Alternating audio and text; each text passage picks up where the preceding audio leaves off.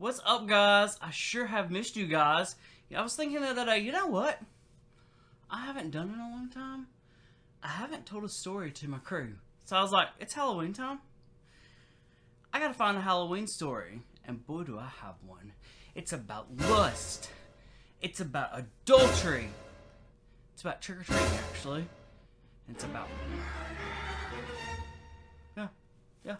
And you know what? It all happened on Halloween night. Of course. Trick-or-treat. Hello. It takes place a long time ago, actually.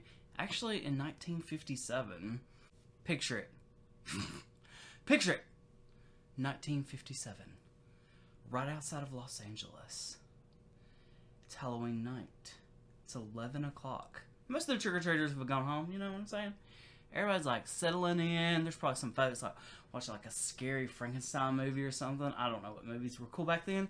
Or were scary back then. Oh, yeah. Do you guys like my backdrop? Happy Halloween.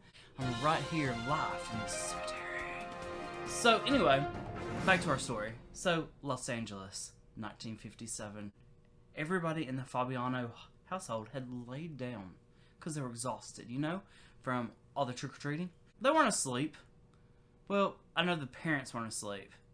Okay, let me get back to the story. Everybody's kind of settled in.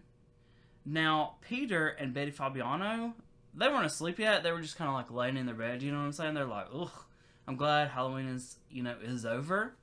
When all of a sudden, there's a knock at the door. And Peter's like, ugh, crap, it's a trick-or-treater.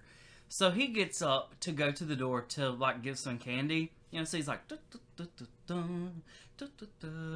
goes to the door, grabs the candy bucket. He's a little pissed. I mean, he's in bed, I get it. He opens the door, and there is two people standing on his step, right? They're like, they're irrecognizable.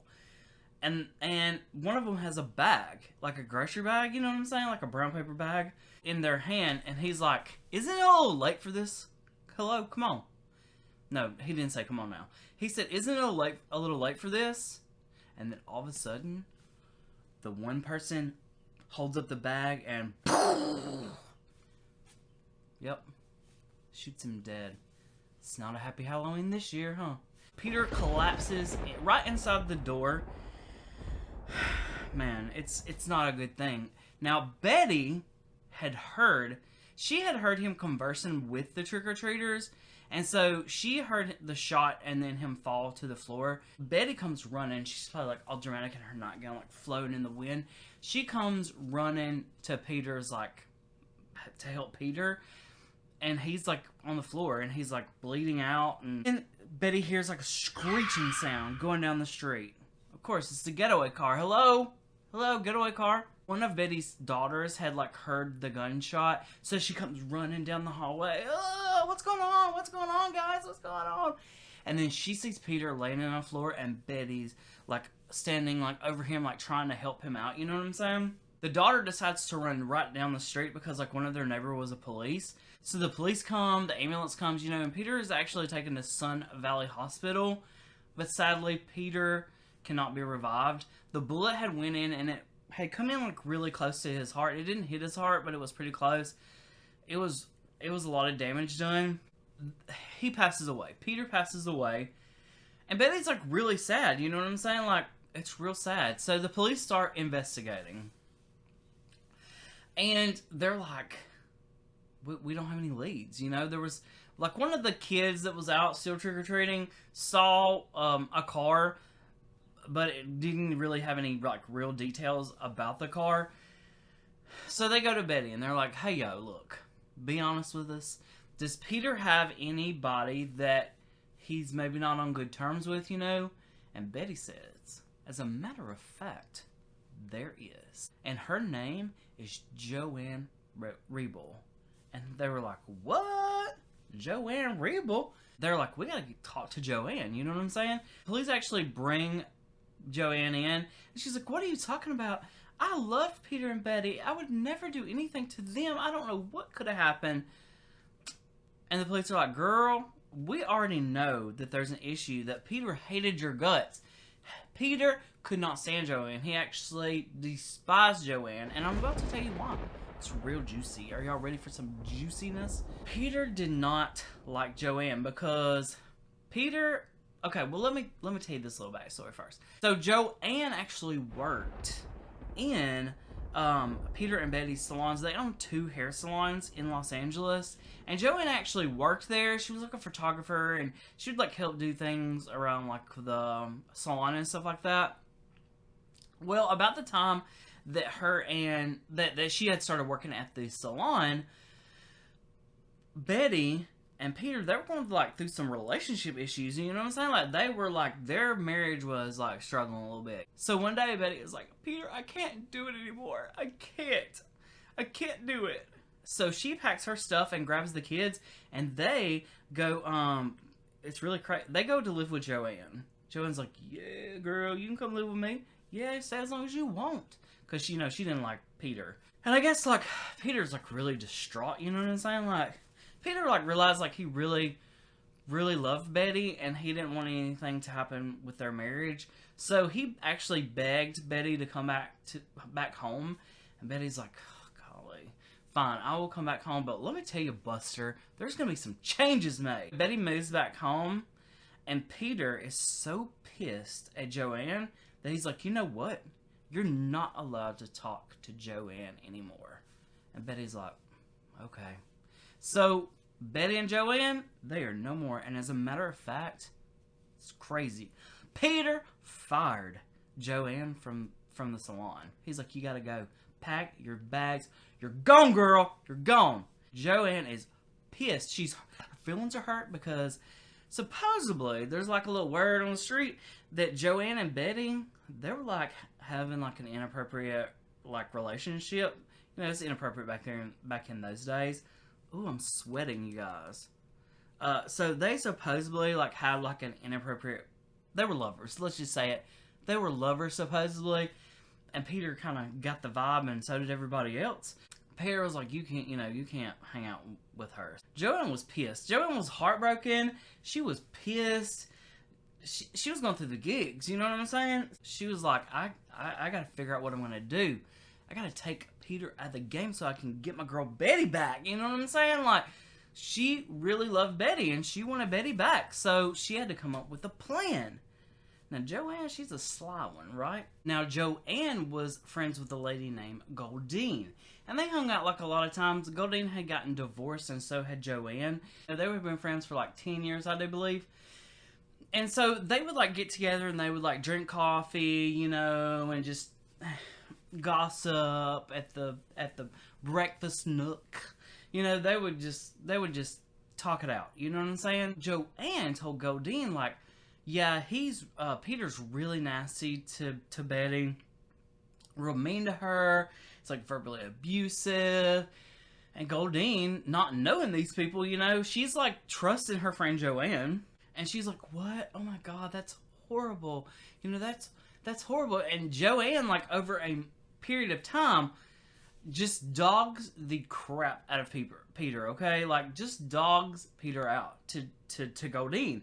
And Joanne finally one day is like, you know what? We need to help Betty out. We got to do something. And they actually, like, come up with this plan to take Peter out of the game. Yep. They go out a little bit outside of Los Angeles, and they go gun shopping, right? Joanne, she's a smart cookie. She's like, I can't buy the gun.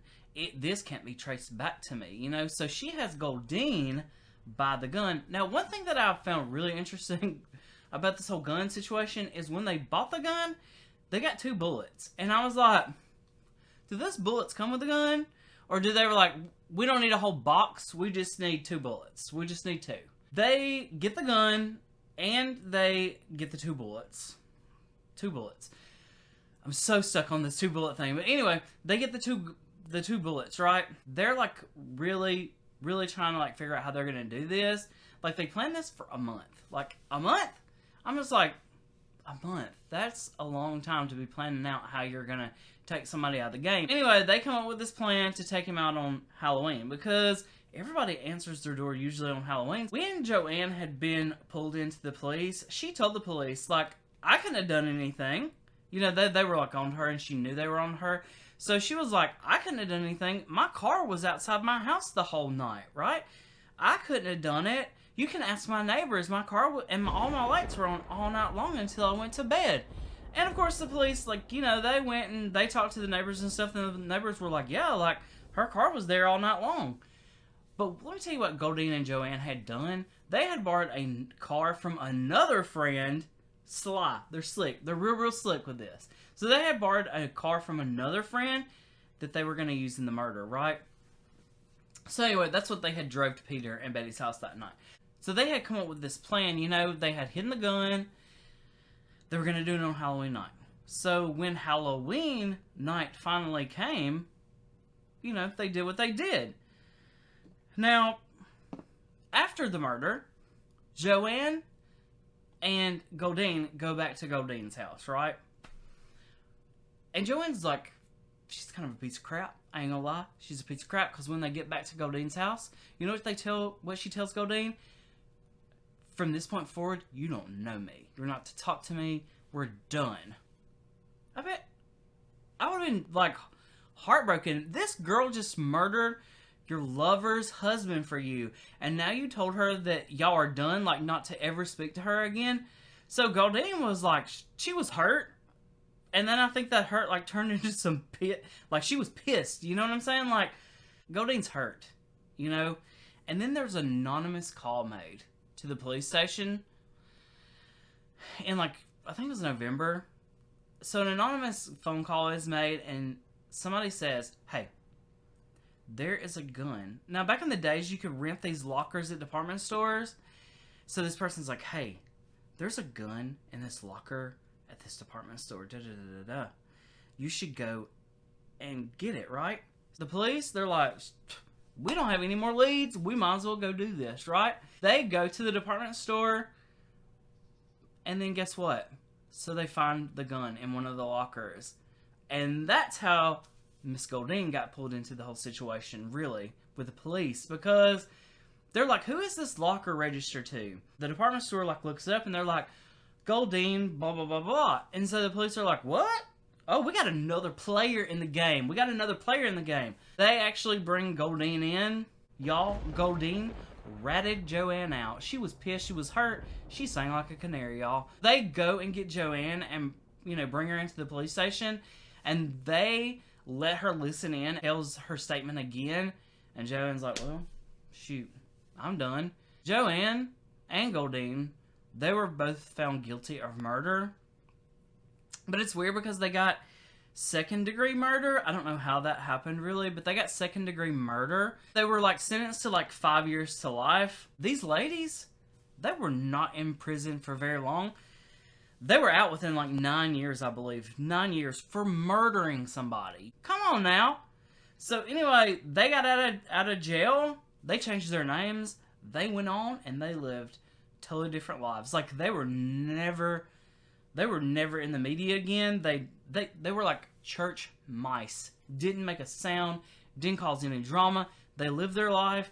Joanne, I think, passed away at, like, 89. I couldn't really find out when Goldine passed away. They lived pretty long lives, you know, after they took Peter out the game and they served their little prison sentence. They just went on about their life like they hadn't done anything. It's crazy, isn't it? Anyway, I hope you guys enjoyed this video.